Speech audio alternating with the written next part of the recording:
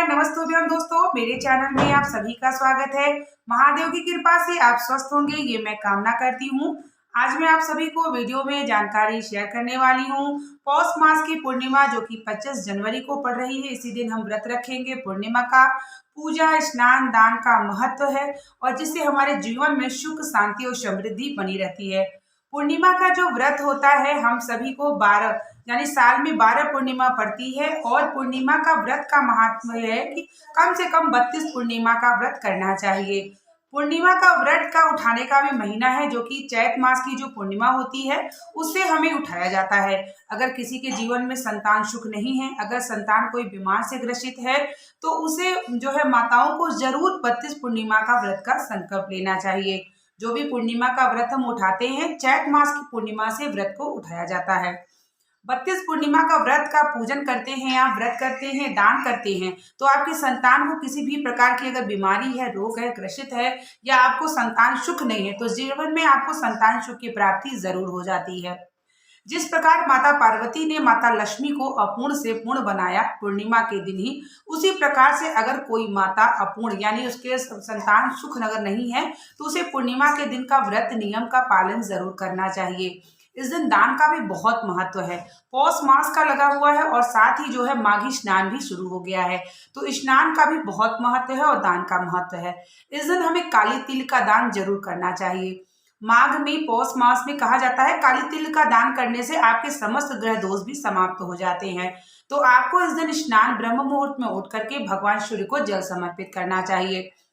इस दिन अगर हम भगवान की पूजा की बात करें तो किस देवता की पूजा करनी चाहिए, बहुत ही विस्मित होता है क्योंकि नारायण की भी पूजा होती है, भगवान शंकर की माता पार्वती सपरिवार सहित पूजा भी होती है। तो आप बहुत सारे लोग नारायण के जो व्रत कथा कराते हैं जैसे कि अपने यहाँ सत्यनारायण की कथा कराते हैं तो उनके घर में सुख शांति बनी रहती है। अगर आपको अपने घर में बहुत ज्यादा अशांति आपके घर में रहती हो या आपके घर में शांति नहीं हो, मानसिक अशांति बनी हो तो आप अपने घर में जो है हर पूर्णिमा को सत्यनारायण कथा आप स्वयं भी कर सकते हैं और ब्राह्मणों के द्वारा भी कर सकते हैं। जैसे कि केले के मंडप को तैयार करके सत्यनारायण की जो है भगवान को स्थापित करके सत्यनारायण की कथा आप स्वयं भी पढ़ सकते हैं। जब भी हम बात करें कि अगर आप चाहते हैं कि आपका बच्चा स्वस्थ रहे, जो है अगर वो बीमारी से ग्रसित है तो उसके लिए आपको भगवान शिव की आराधना करना चाहिए। प्रदोष के दिन प्रदोष काल में आपको शिव मंदिर में जाना चाहिए। इस दिन आपको पंचामृत से स्नान भगवान शिव को कराना चाहिए, भगवान शिव का श्रृंगार करना चाहिए।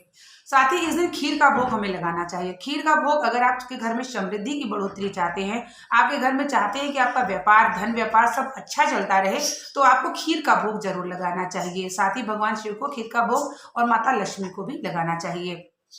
इस दिन आपको खीर का जो भोग होता है आप पूर्णिमा को रात्रि में, जो पूर्णिमा की जो रात्रि की चंद्रमा होती है, अगर जिस बच्चे की आंख अगर कमजोर है तो कहा जाता है जो रुद्राक्ष होता है उसकी छेद से चंद्रमा का दर्शन कराना चाहिए, उससे उसकी आंखें जो है वो प्रबल तेज होना शुरू हो जाती है।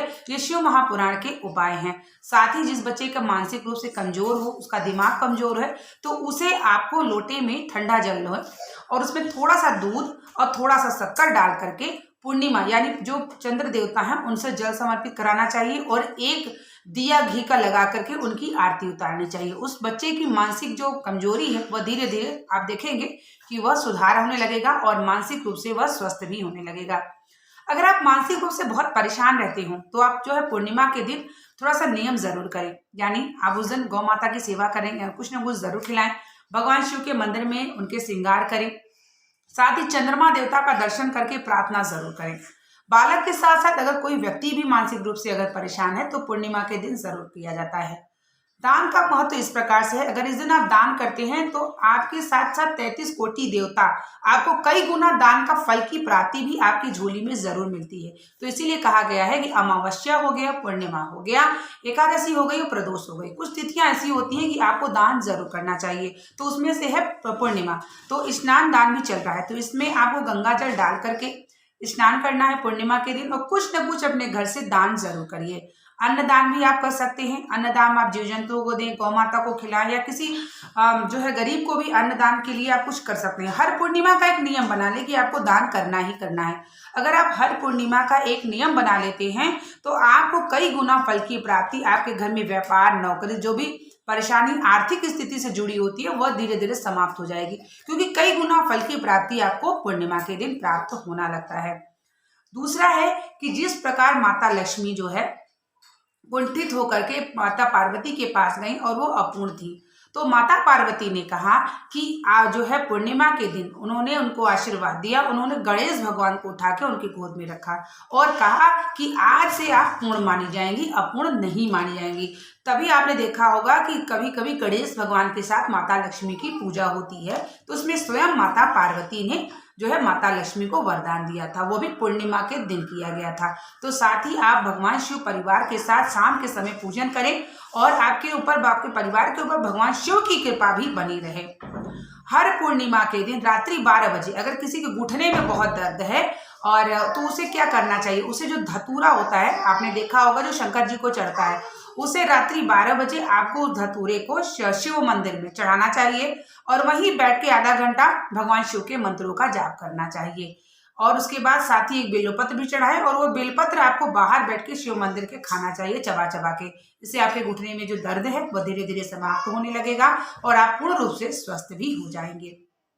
पौष मास की यह पूर्णिमा है जो कि स्नान दान में, माघी भी स्नान चल रहा है जो कि आप प्रयागराज में स्नान का भी शुरू हो गया है, तो इसमें इस समय स्नान दान का भी बहुत महत्व है और स्नान का समय भी है जो कि ब्रह्म मुहूर्त, यानी सूर्य उदय से पहले अगर आप स्नान कर लेते हैं इस महीने में तो सर्वश्रेष्ठ माना जाता है। इस दिन आप गौ सेवा करिए, भगवान शिव और नारायण की दोनों की पूजा कर सकते हैं, शाम के समय और सुबह दोनों समय। इस दिन आप दान करें और अगर आप अपने बच्चे के स्वास्थ्य की कामना या संतान सुख की प्राप्ति अगर आप चाहते हैं तो 32 पूर्णिमा का व्रत का संकल्प ले लें। वह भी चैती मासी का जो पूर्णिमा का व्रत आएगा, पूर्णिमा आएगी, उस व्रत से आप अनुष्ठान करके उस व्रत को उठा सकते हैं और पूरे 32 पूर्णिमा को गिनती में रख के आप अगर व्रत करते हैं, पूजा करते हैं, नियम करते हैं, दान करते हैं तो आपके भी जीवन में संतान सुख की प्राप्ति जरूर होती है। तो इसलिए पूर्णिमा पौष मास की जो 25 जनवरी को पड़ रही है, तो आप सभी भी भगवान की आराधना करें, सूर्य भगवान को जल दें, चंद्रमा देवता को जल दें और अपने घर में सुख शांति जीवन बनाए रहें। भगवान से मैं यही कामना करती हूँ, महादेव आपके ऊपर कृपा बनाए रखें, मैं यही कामना करती हूँ। तो उम्मीद करेंगे कि वीडियो आपको पसंद आई होगी। अगर आपको कोई भी और भी जानकारी आपसे मुझे प्राप्त करनी होगी तो आप मुझे कमेंट के माध्यम से पूछ सकते हैं, मैं आपको जरूर रिप्लाई दूंगी।